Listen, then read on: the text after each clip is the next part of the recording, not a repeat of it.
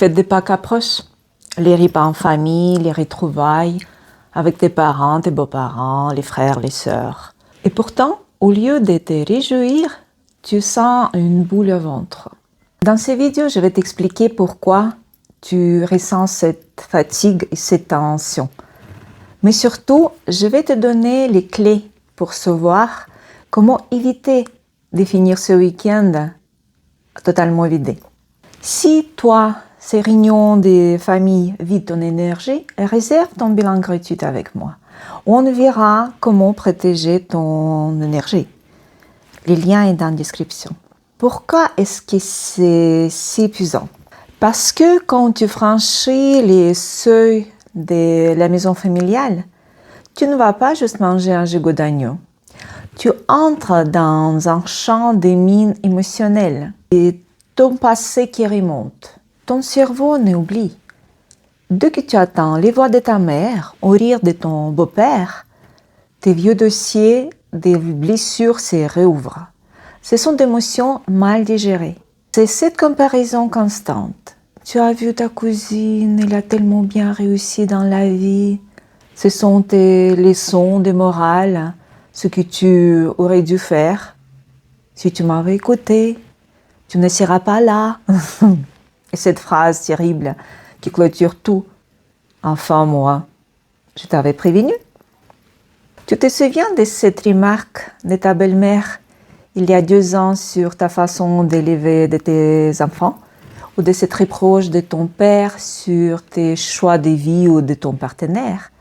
Sur le moment, tu as souri, tu as géré, mais ton corps, lui, a encaissé. Il a mémorisé chaque mot et il a gardé des tensions.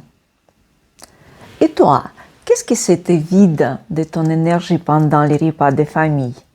Dis-le-moi en commentaire, ça m'intéresse. Alors aujourd'hui, ton système nerveux est en hypervigilance à cause de ça.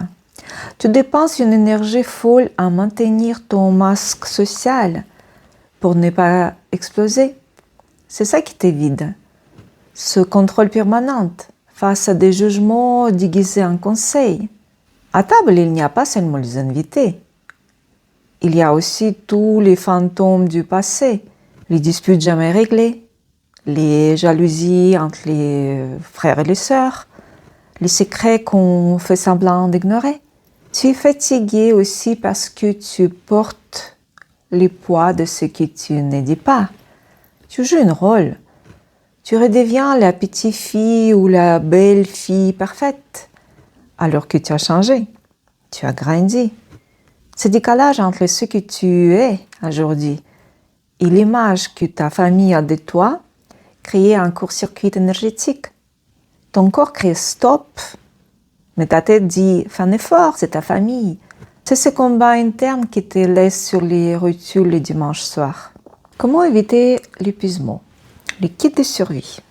Les premières choses, la conscience. Identifier à l'avance la phrase ou la situation qui te blesse d'habitude. Dis-toi avant d'arriver, ce n'est pas moi aujourd'hui qu'il vise, c'est une vieille blessure qui réagit. Prends cette distance entre toi et la situation. Deuxième, la protection. Apprends à te mettre dans une boule protection. Tu n'es pas responsable des humeurs des autres. Si le ton monte ou si une remarque pique, ne cherche pas à réparer l'ambiance. Respire. Le droit de retraite. Si tu sens que la pression est trop forte, n'attends pas l'explosion. Sors, prends l'air 5 minutes, va aux toilettes pour te reconnecter à ton corps. On change les pièces.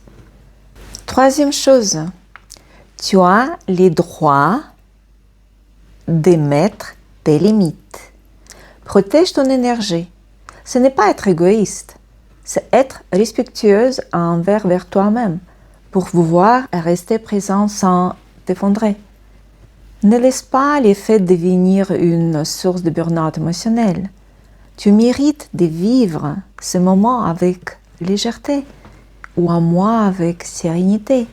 Et regarde ma vidéo sur les poids du passé pour comprendre pourquoi ces repas de famille réveille tes mémoires encore plus anciennes. Merci d'être là.